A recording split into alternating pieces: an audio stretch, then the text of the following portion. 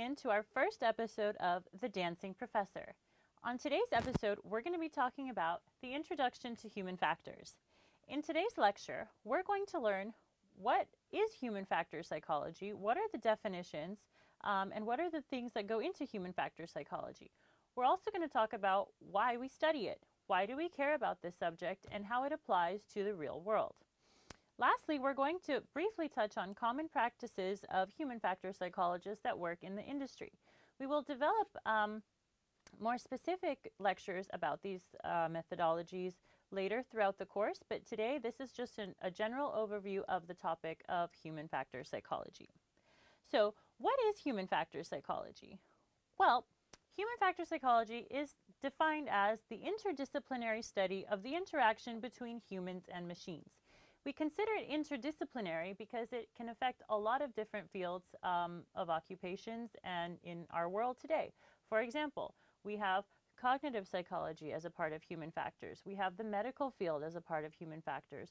We have engineering and designing as a part of human factors. So all of these things are different disciplines from walks of life, hence human factor psychology is considered interdisciplinary. Now, originally, this definition was given to define the interaction between humans and machines. Now, these machines are actually what we call technology. The combination of machinery and equipment that has been developed is actually smashed into this general umbrella of technology.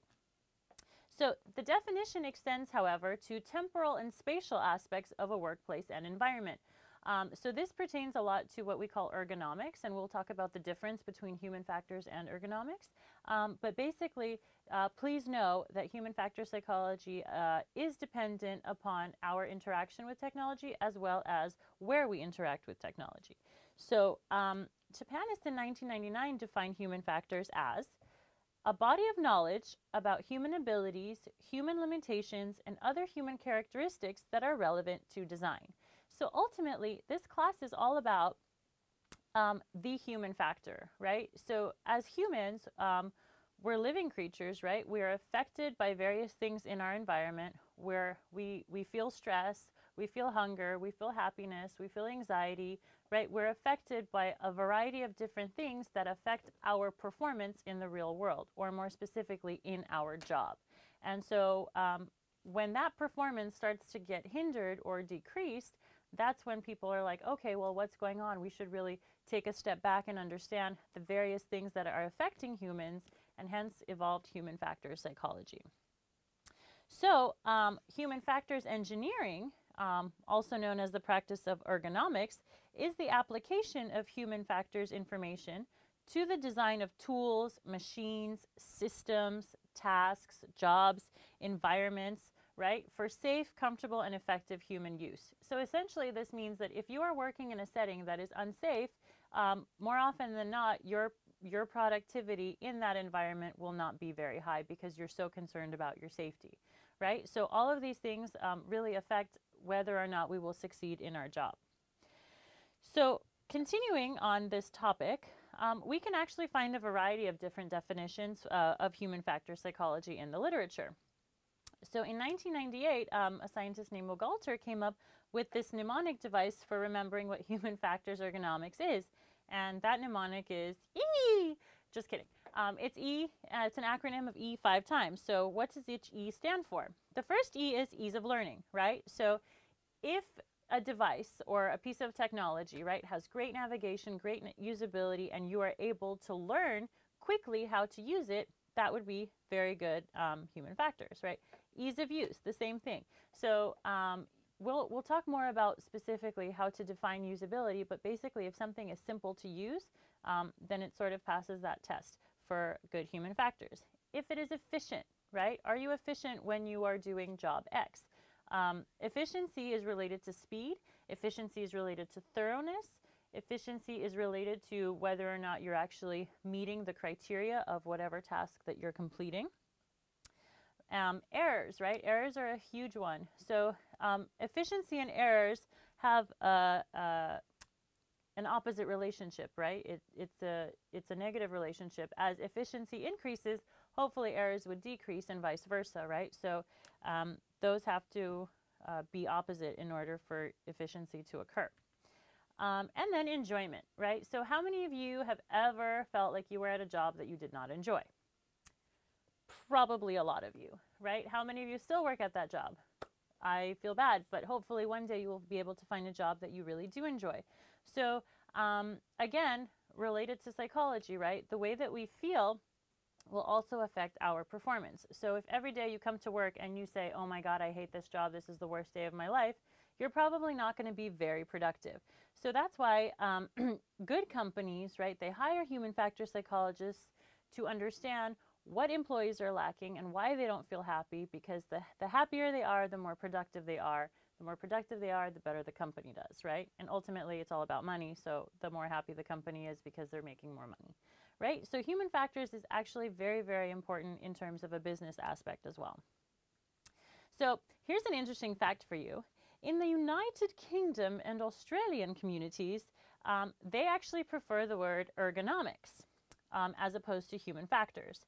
So ergonomics is derived from the Greek words ergos, work, and nomos, which are natural laws. So literally, this translates to customs, habits, or laws of work. However, after World War II, people thought that this word is a little bit unattractive. So they were like, oh, this word is ugly. It's incomprehensible, right? Which means we don't understand what it means. And it's easily confused with the word economics, which, as you can understand, is a completely different subject. However, the difference between human factors and ergonomics is not really an obvious one. Some people consider them to be synonymous, while others don't. So other people feel that ergonomics is more associated with the physical aspects of human work, such as training, the effects of the environment, right? How noisy it is, how light it is, how hot or cold it is, right? Basically things that are in your environment that affect a person's work, while human factors are more based on psychological factors, right? Happy, sad, anxious, stressed, overworked, right? Things like that. So other common names used to describe this domain are industrial organizational psychology. So this includes the things that we have previously mentioned, but on an organization level scale, right? So this is everything from like the HR department, right? And hiring and firing and giving personality tests to understand what kind of people fit a certain job, right? So it's sort of like fitting the right person to the job, right? In a large company. Human psychology, engineering psychology, right? So in terms of designing and engineering, it's very important to understand how people will feel working in that setting, right? It's very important to understand when an engineer is constructing something, right? How people who will be buying that product, moving into that house will feel, right? So all of that stuff is considered. Human-computer interaction is a huge one. When we discuss the history of human factors, we'll understand exactly at which point in time this became very popular. But, you know, think about your car navigation system. Think about your cell phone. Think about your iPod. Think about even like your projectors in the smart classrooms that you attend, right? All of those things are human-computer interaction. Human-machine interaction became another one, right? Robotics are a very hot topic these days.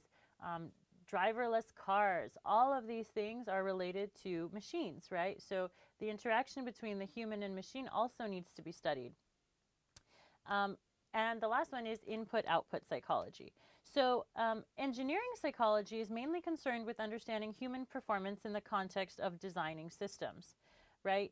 So human factor psychology applies the findings of human performance to the designs, and then using that information, the engineers and the designers hopefully will redesign their products to make them more user-friendly. At least that's the idea. So the term cognitive ergonomics is now actually becoming increasingly popular, because now the focus has shifted to the fact that humans have this ability to process high-level pieces of information, right? So this is everything like decision-making, right? Working under very stressful situations, problem-solving, and then, of course, the regular ones like attention, perception, and memory. So all of these things are high-level processing that we're capable of, and so it's sort of taken a step further and considering not only, you know, environmental factors, but also our deeper cognitive abilities as well. So human factors actually, like we mentioned, is interdisciplinary, and it encompasses a variety of other fields, mainly psychology, as we've mentioned, anatomy, and physiology. So again, psychology is used to validate certain explanations for how humans perform, right? With the explanation being rooted in their cognitive skills, right? I'm sure you've experienced in your life talking to someone who processes information pretty quickly, and then you might say the exact same thing to someone else, and it might take them a while, and then you're like, why did I even start talking to you in the first place? So cognitive abilities differ, right? Some people may be really strong in like a verbal aspect, but mathematically they really struggle. So psychologically, you know, people will behave differently just based on their cognitive abilities. Anatomy actually also has an influence on human performance, right? So there are certain advantages and disadvantages factors caused by our musculoskeletal system, right? So for example, maybe if you are like the guy who helped me set up all my lighting for my shoot today, right?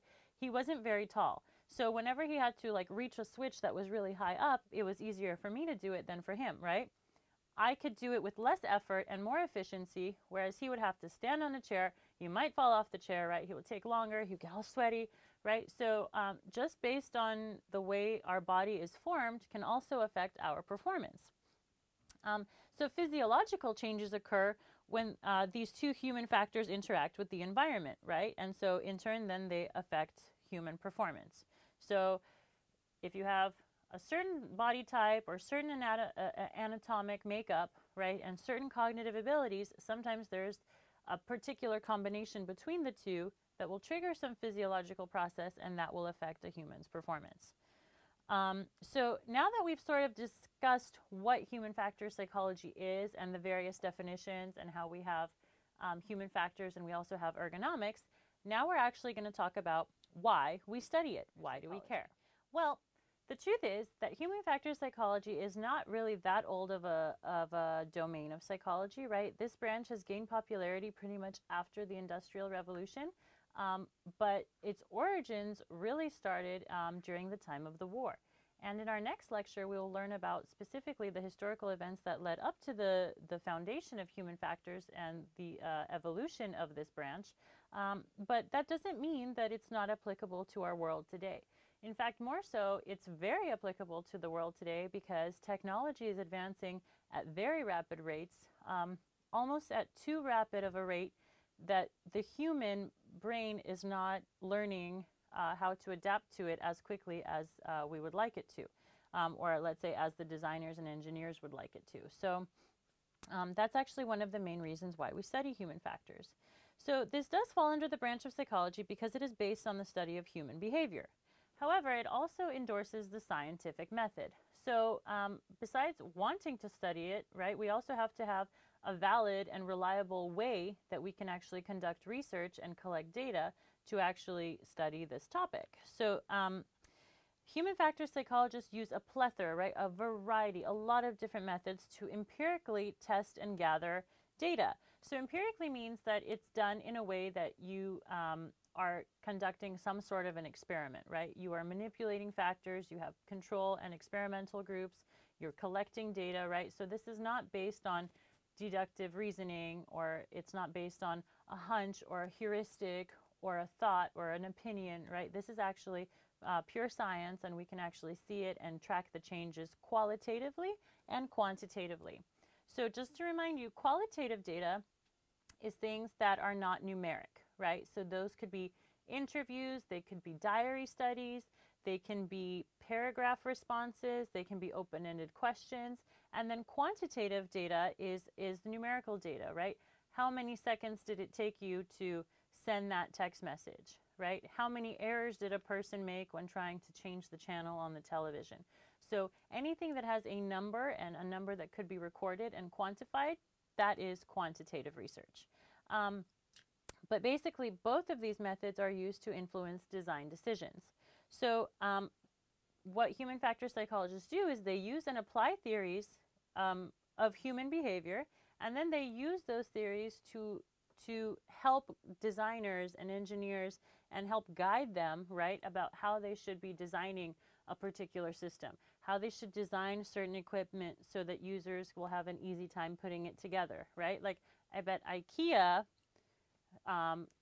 definitely knows about human factor psychology, right? If you have ever tried to assemble something from IKEA, there's like a 3-step manual and like supposedly it's going to work. So basically the scientific method is an empirical, valid and legitimate way to collect data. Just to refresh your memory, the scientific method starts with a problem, right?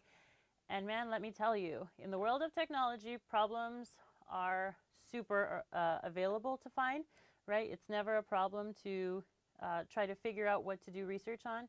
It's always like, I don't have time to research all of these problems that we have. So first you got to pick a problem, right? Narrow it down, and then there's usually a hypothesis. It's very common for the hypothesis of the person who designed a product to be very different from the hypothesis of the researcher. However, we work together with the designers to test these hypotheses, right? So we have a hypothesis, we set up some sort of experiment. In our case, as we will learn in the human factors methodology section, how we can use experiment to our advantage, right?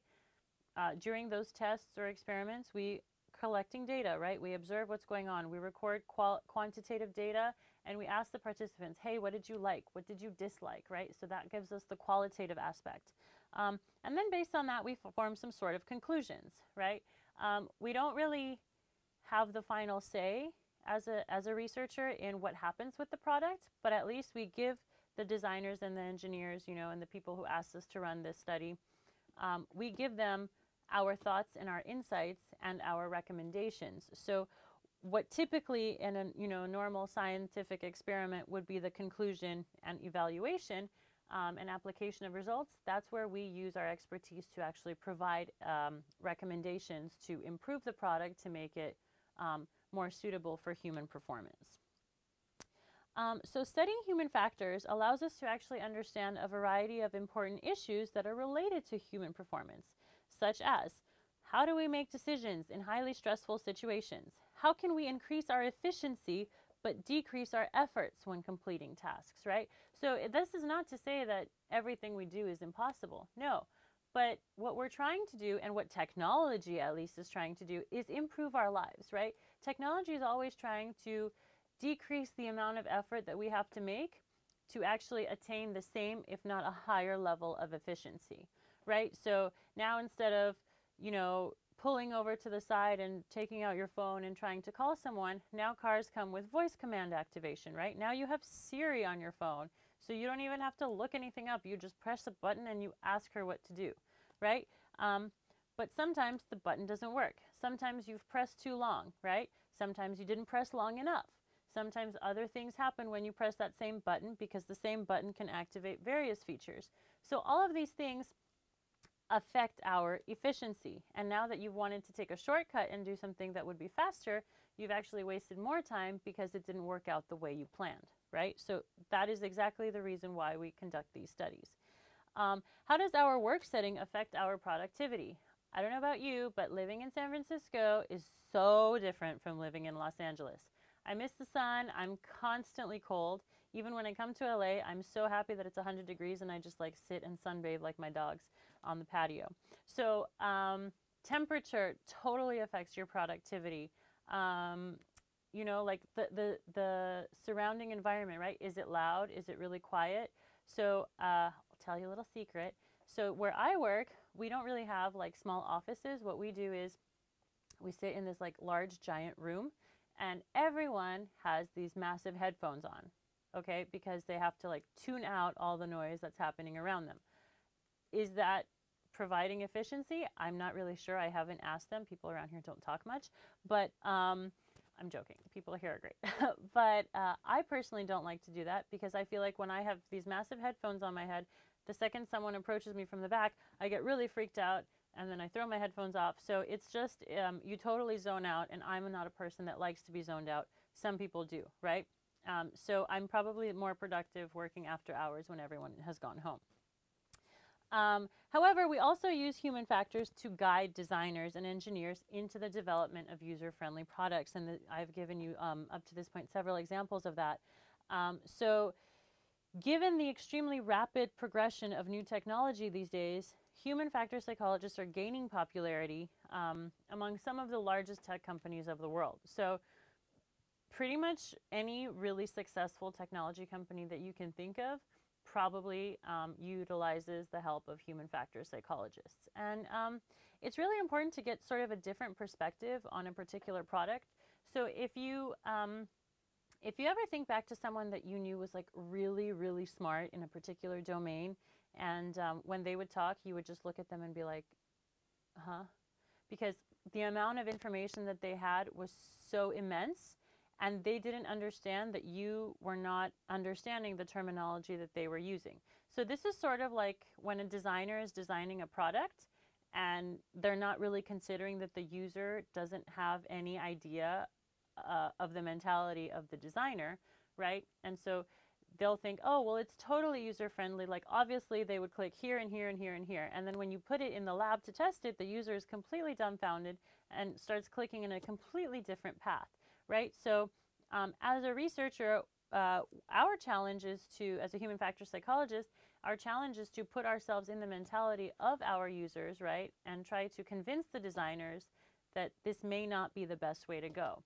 And of course, that can be a sensitive topic, right? Can you imagine if you were working on something for a really long time, right? You were so proud of it just to get results back from the lab saying, oh, you know, people didn't really get how to use this. You have to redo it, right? People will get upset about that. So that's another way that psychology can be helpful for human factor psychologists, because you really have to understand how to talk to people, how to make your presentations seem more positive than more negative, right?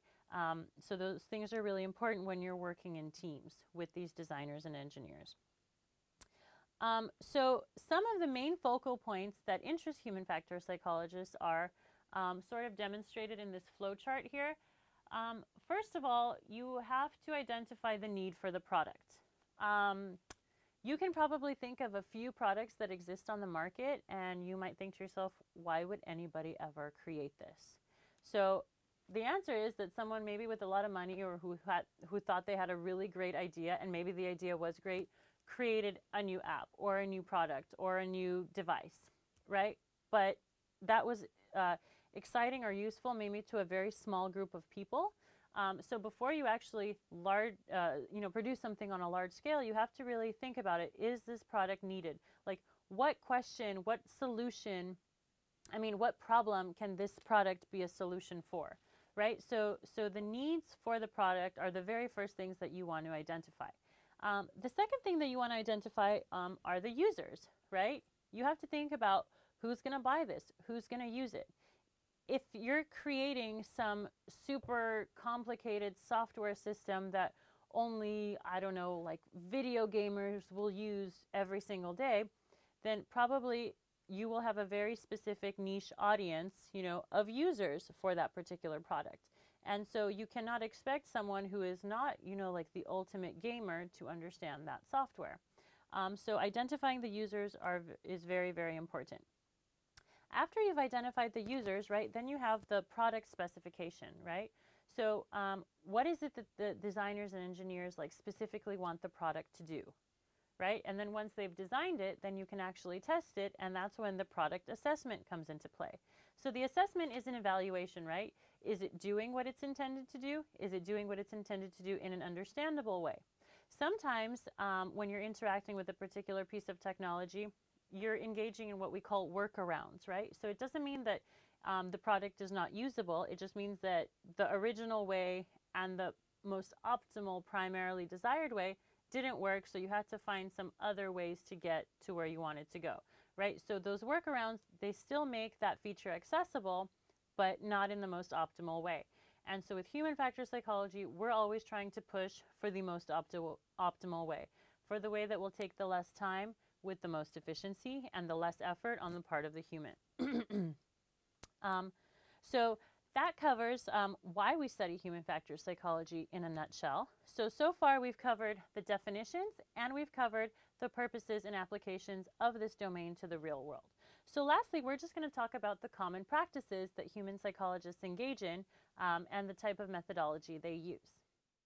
Common practices of human factor psychologists include a variety of different techniques. So some of the most common techniques that we use, and I can tell you that I personally use, include usability laboratory studies. So this is probably the most popular kind of method that we use to analyze and assess products. In a usability and lab study, we have users actually come in and interact with the particular product that we're testing. The second one is a heuristic evaluation. So this is more based on like a rule of thumb sort of expertise overview of how a product is doing. Surveys, right? You guys know what surveys are. Surveys could be online, surveys could be in person, surveys could be, you know, at a cafe with you just standing and like, you know, asking people questions. So cafe studies are sort of very specific, short usability studies where people do interact with a particular product, but there's not so much stress on selecting, you know, participants at random, right? You're not meeting particular criteria. It's just sort of like any person that walks by is a valid candidate for a cafe study. Keystroke level modeling is actually a really cool technique. I'll be showing you how to actually conduct keystroke level modeling studies later in our lectures. And then literature reviews are sort of a very academic way to collect a lot of information, you know, on a particular product. So sometimes the literature review is the starting point for a new product that's in development to see what's already been done on this product, what do we know, maybe like the new designers have specific questions that they would like to see if they had been answered in the past, in previous years. So that's a way that the literature review could come in handy. And then the last thing we're going to learn about is the Kano Method. So we're going to talk about each of these methods in detail. So a usability lab study, again, very popular method for human factors research. It typically involves a 45 to 60-minute interview with users, and typically you're putting participants in certain scenarios and giving them particular tasks to complete. You can ask them questions about whether or not they understand what they're doing. You can ask them questions about whether or not the particular product met their expectations.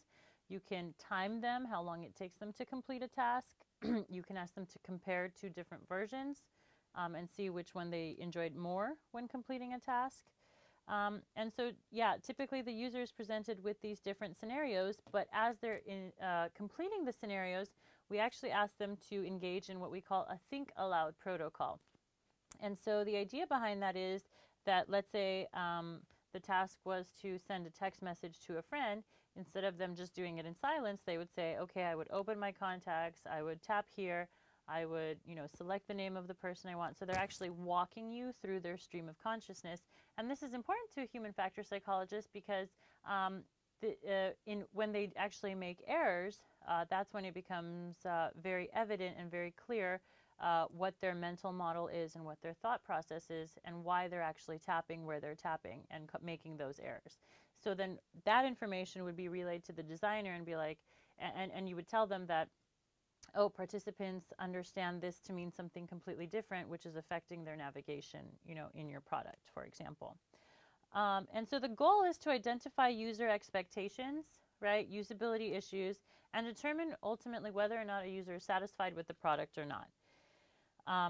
So while they actually, usability studies do not reflect an accurate and realistic way that a person would use a particular product, because you're in a lab, right? There might be reactivity, which means that people react differently when they know that they're being watched, right? But it helps us as human factor psychologists to gather a lot of really in-depth qualitative data, because the whole thing is an interview. And so you can also video record or take photos of, you know, of the entire session to then show your design team or your engineer team, you know, to prove to them that this in fact was a problem, or these things actually worked and people really understood them. So as much evidence as you can gather as a human factor psychologist, the better it is for you.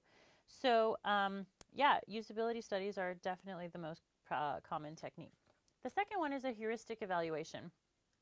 Heuristic evaluations are sort of like it's a very formal method, which is typically conducted by a set of expert evaluators, typically 3, and they actually explore an interface and evaluate whether or not it meets these 10 established usability heuristics, which were founded by our friend Nielsen. So basically, each expert completes an independent review, right? So it's like sort of like working together, but everyone works separately, and then we combine and we show our findings, right? So contrary to the Usability Lab Study, heuristic evaluations actually do not require any participants at all.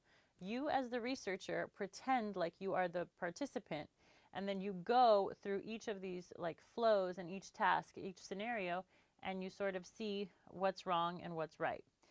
So once all of the 3 independent reviews are completed, right, the results are pooled together, and then you report your results. So previous research suggests that the heuristic reviews by a set of expert evaluators can detect approximately 75% of potential usability problems. And so here on the right side of the screen, you see what those 10 heuristics are. Again, we're going to talk about these in much more detail later throughout the course, so don't worry if you're not fully understanding the terminology here, but I just wanted to introduce you to the variety of techniques that we use. And so if you think about it, right, so you might be saying, oh, well, why would you do it by yourself when you could just bring a bunch of participants to do it for you? Well, the answer is, right, as you know, research can cost money. Participants need to be rewarded in some way, right? They have to have some sort of incentive, and typically that incentive involves money or a reward of some sort. So that also might get expensive. It also takes a lot of time to run a lot of participants. So every participant is about 45 to 60 minutes. Sometimes we don't have enough space in the lab for something like that. Sometimes we don't have enough time in the day. So recruiting participants is actually pretty difficult.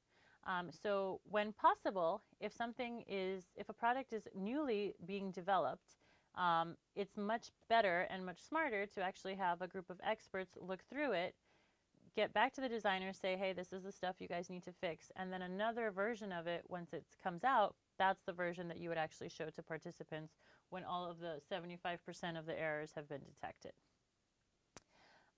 Next, we have surveys, right? So surveys are used to gather qualitative and quantitative data, but for really large samples, right? And you can do this on various platforms worldwide. You can send this out on the internet and get data from people all over the world. So GCS, Google Consumer Surveys, is a platform that actually allows you to ask up to 10 questions of various types, right? They could be open-ended, multiple choice. You can add images.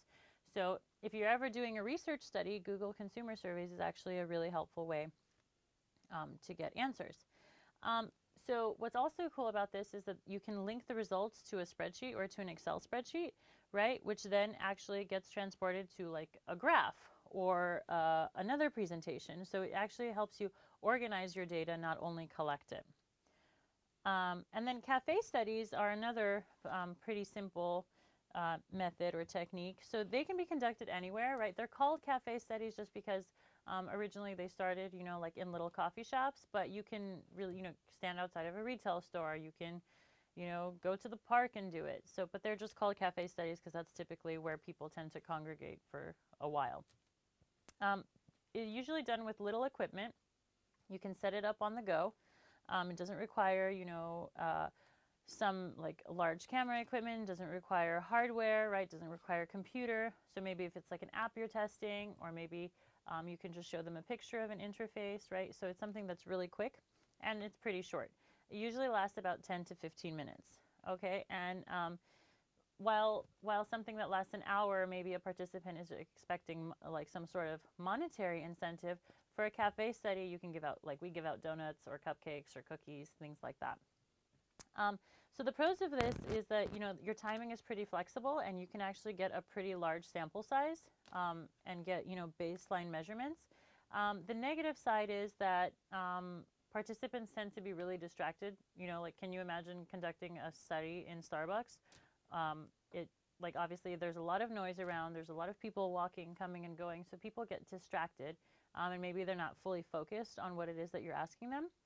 But again, it's a pretty quick way to gather a lot of information, and also in a usability study, you have the chance to ask and probe, like, why did you do this, or can you walk me through it? With a cafe study, you don't really have that ability to get very in depth, right? So it's typically something on a high level. All right, so the next thing we have is keystroke level modeling. Keystroke level modeling is actually really cool because it can predict the execution time for a particular task. So basically what happens is, again, this does not require participants. You do it yourself as the researcher, and you make a list of the amount of strokes or keystrokes that you need to do to complete a task. So keystrokes, they're defined by what we call operators, right? And these operators are like swiping, tapping, scrolling, mental pauses, shifting of attention. So for example, if you imagine with me right now, and if you think about like trying to search for something on a website, right? So at the top, you would type in the search, you know, like you would tap the little magnifying glass, you would start writing what it is that you're searching for, and typically your gaze shifts from the search bar down to the keypad of where you're typing, and then you would hit enter, and then you would look back up at the screen. So that is a shift of attention. So basically all of these things are timed, and there's like a standard or like an expected amount of time that it takes to conduct each of these operators. So ultimately, the higher amount of seconds, right, the more seconds you have indicates a longer time to complete the task. So the more time it takes to complete the task, the lower the efficiency, right? So again, there's that inverse relationship. And so with keystroke level modeling, that's something that can really tell us in a quantitative way how to improve a product to decrease the number of seconds it takes to complete the task. Literature reviews, right, as we talked about, provide a really large summary, a concise summary of a really large body of information. So typically you have to have a specific research question, like for example, why do people listen to music, right? That's a specific question. If you were to just do a lit review on music, that would be pretty impossible because there's no rhyme or reason to that topic, right? So as soon as you have a specific question, then it becomes much easier to find sources to answer that question, right? And so these sources typically include academic journals, research reports, empirical research papers, or even book chapters, or even books themselves, right? So these are the type of things that you know, are used in a literature review. Again, can you imagine, right, reading a lot of material, condensing them into some sort of summary, and then all of those summaries into one giant summary with citations and page numbers and years and everything. So that will take a very long amount of time, and it's not something that's very, very popular in the industry. But again, if it's something like if it's a product that's newly being developed, and you know, the designers, engineers, and people in charge really need to know this answer, because it will then dictate how they should create their new device or form of technology. So the Kano method is the last thing that we're going to talk about. So this is actually pretty interesting. The Kano method is sort of an addition to maybe a usability study or something, right? It's much more qualitative than quantitative, and it's basically measuring customer satisfaction by trying to understand what the customers or the users' expectations are. So basically, there are 3 different attributes, right? So sometimes if you are interacting with a particular device or piece of technology, there are certain features that you expect to be present in the product. Then there are certain features that you expect or that like might be nice to have, but they're not totally necessary to have in the product. And then lastly, there are certain things that you don't expect, that you don't need, but they make the product look really cool or really unique, you know, something that other products don't have. It could be a color scheme. It could be, you know, without getting into specifics and, you know, offending any particular market out there. But it could be like drawing on a picture that you've already taken, like on a social media app, right? So why would you need to edit photos in a social media app if that's not the main intention of it, right? So The Kano method actually helps us understand this in greater detail. So, and it's also a great way to generate feedback from users. So, I'm not going to lie, I'm going to tell you a funny story. Just recently, I had a participant, and I was asking him questions, and you know, usability studies, they're pretty much opinions, right? So, oh, what did you think of that? And then his response would be, I don't know, to everything. Like, either the person didn't care or he honestly didn't know, you know, beats me. But I sort of went to my manager and I was like, I don't know what to do with this person. I got zero valuable information. And then he was like, oh, did you try the Kano method? So the Kano method, here we have like 2 examples. So you always ask the present and the absent version. So I'll explain what that means. So how would you feel if your phone worked this way or had this feature, right? So they have to answer if they like it, if they expect it, if they feel neutral, if they can tolerate it, or if they dislike it. And then no matter what they answer, they have to explain why. So the why part really helps us get at the in-depth qualitative part. And then like it, expect it, neutral, tolerate, or dislike, those can be weighted into numbers, right? Coded into some quantitative way where the higher number, you know, is better or worse than the lower number. So that's for the first question. The second question would be, how would you feel if your phone did not work this way or did not have this feature? And then they would say like it, expect it, they would feel neutral, tolerate, or dislike it. And again, why? So this really gets the person thinking about, like, is this a feature that I really, really need in this product? Like, is this something that would make or break my decision to use it or not use it? So in that sense, the Kano method sort of gives participants like an ultimatum and a decision to choose. And it also helps generate qualitative feedback when you have participants that are not very responsive. So yeah, that's the Kano method. And really, thanks for watching, guys. If you have any questions on any of the methodology, intro to human factors, why we study it, anything, any of the topics that we've discussed today, please feel free to submit your questions to csundancingprofessor@gmail.com. Otherwise, we'll see you next week for a new episode on the origins and the history of human factor psychology. Thanks, everyone.